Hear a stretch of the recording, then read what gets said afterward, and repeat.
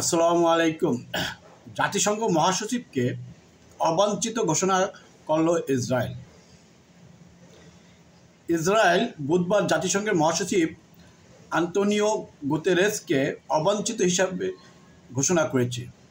Tel Aviv বলছে সংস্থাটির প্রধান ইরানের ক্ষেপণাস্ত্র হামলার স্পষ্টভাবে নিন্দা করেননি।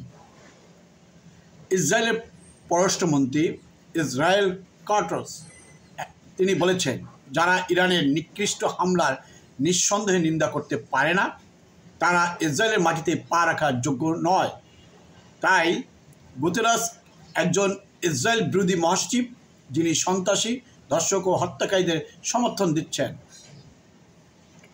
কাটস ইসরায়েলের পররাষ্ট্রমন্ত্রী, তিনি গুতেরাসকে হামাস, হিজবুল্লাহ, হুতিদের হত্যাকারী এবং এখন ইরানের মতো বিশ্বব্যাপী সন্ত্রাসের জননীকে সমর্থন দিয়েছেন।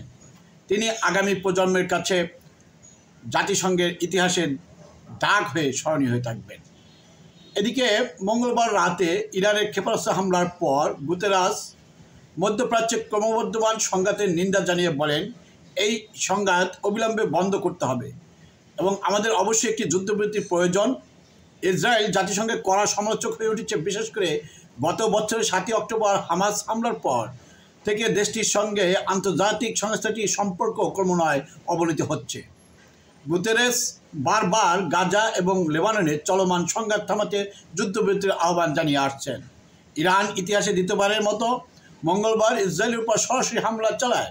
তারা এদিন 200টি ক্ষেপণাস্ত্র নিক্ষেপ করে, যার মধ্যে হাইপারসনিক অস্ত্র রয়েছে। এতে আতঙ্কিত ইসরায়েলি সাধারণ নাগরিকরা তারা আশ্রয় কেন্দ্রে যেতে বাধ্য হচ্ছে।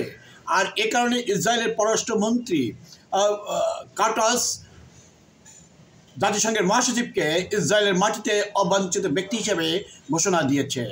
বন্ধুরা, নিত্য নতুন এরকম ভিডিও পেতে হলে আমার চ্যানেলটিকে লাইক, কমেন্টস এবং শেয়ার করুন। বিদায় নিচ্ছি, দেখা হবে পরবর্তী।